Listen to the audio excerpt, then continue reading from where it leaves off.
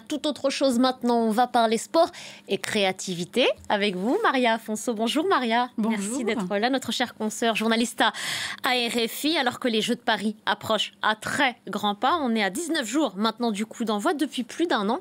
De nombreux métiers s'activent dans le plus grand secret et c'est au tour de Joachim Ronsin, le designer en chef de Paris 2024, que s'est opérée la sélection des partenaires artisans et créatifs. Tout à fait. Joachim Ronsin, c'est un peu l'homme orchestre, celui qui veille à la vision et à l'image de ces JO. Son message, c'est créativité, exigence et partage. Il a tout fait pour que les emblèmes des Jeux, les médailles, la torche et les affiches soient l'occasion de mettre en avant le savoir-faire français. Et on commence avec les affiches des Jeux Olympiques et paralympiques qui peuvent être rassemblés. Dites-nous en plus, expliquez-nous. Alors tout à fait, l'auteur de ces affiches, c'est Ugo Gattoni. C'est un jeune dessinateur de 35 ans. Il a imaginé un diptyque et quand on met ensemble les deux affiches, elles offrent une vision globale de Paris 2024. Elles sont juste derrière vous, voilà. Où on peut voir sur ces affiches 40 000 personnages dessinés à la main et qui participent à cette grande fête du sport. Sport, compétition, donc forcément médaille. Et médaille, c'est plus qu'une médaille, c'est carrément un bijou, on peut le dire. Ben oui, et pour cause, elles ont été imaginées par la maison Chaumet et fabriquées à la Monnaie de Paris. Elles ont été pensées comme un bijou et c'est la première fois qu'un joaillier les conçoit. Écoutez ce qu'en dit Benoît Vérul, le chef d'atelier de la maison Chaumet. Les Jeux Olympiques Paris 2024, nous, c'est Paris Ville Lumière. Et il fallait qu'on arrive à trouver dans cette médaille ce côté rayonnement. Là, on est vraiment sur des formes très géométriques, très droites, très tendues. Et nous, on a eu le privilège de pouvoir mettre cette tour Eiffel sur cette face de médaille, parce que ça faisait déjà 100 ans que Paris avait fait les Jeux Olympiques. La réalisation de ces médailles, c'était vraiment pour les athlètes, c'était vraiment le souhait de Paris 2024, de Martin Fourcade, qu'on imagine qu'on est sous la tour Eiffel et qu'on regarde vers le haut pour aller vraiment atteindre ce Graal. Les athlètes, ils ont fait beaucoup de sacrifices justement pour atteindre cette excellence.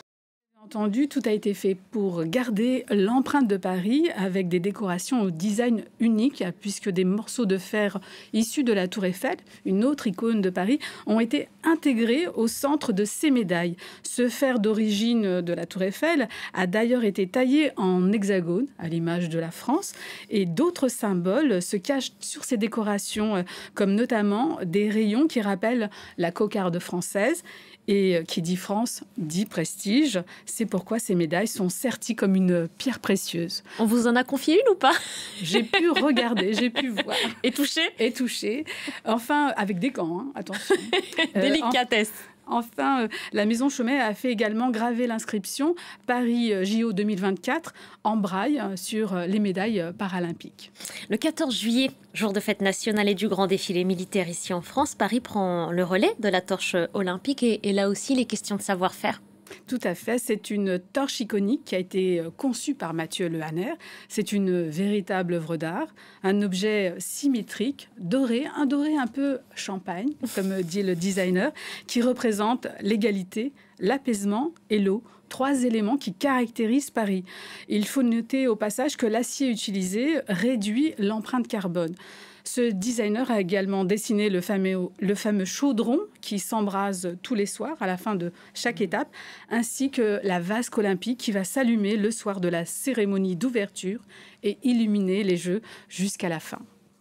Et puis la flamme olympique, oui. Oui, la flamme olympique, comme vous le savez, elle va rester dans la capitale les 14 et 15 juillet. Elle va parcourir 60 km par jour, jalonnée de temps forts, à l'instar du pique-nique géant du 15 juillet au but de Chaumont.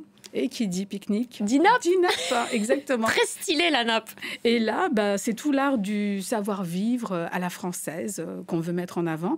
C'est la styliste Awa Sangaré qui a été investie avec son atelier d'insertion et qui a été retenue pour la confection de ces nappes avec sa marque Awa Paris. Alors, ce sont des nappes un peu particulières parce qu'elles sont fabriquées à partir de tissus de seconde main récupérés dans les grandes maisons de couture.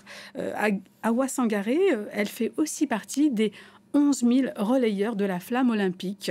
Donc, elle a tenu à marquer les esprits des plus jeunes. Je vous propose de l'écouter. Voilà la table de nos brodeuses. Mesdames, rebonjour. Donc ça, c'est le prototype du t-shirt que nous allons confectionner pour les enfants. Ce sera un t-shirt collector, ça c'est bien. J'espère qu'ils vont le garder et quand ils seront grands, qu'ils vont pouvoir raconter à leurs enfants. Tu vois, quand j'étais enfant, j'ai accueilli la porteuse de flammes, bon, moi en l'occurrence. Mais c'est même pas pour moi, c'est surtout parce que les brodeuses ont mis tout leur cœur. Barbara, elle s'est échinée à dessiner, à trouver un logo qui me corresponde. Et donc c'est vraiment un hommage à toutes nos valeurs. C'est merveilleux, quoi. C'est beau, c'est simple, c'est fait avec le cœur. Et puis il n'y a pas que la monnaie de Paris, Maria.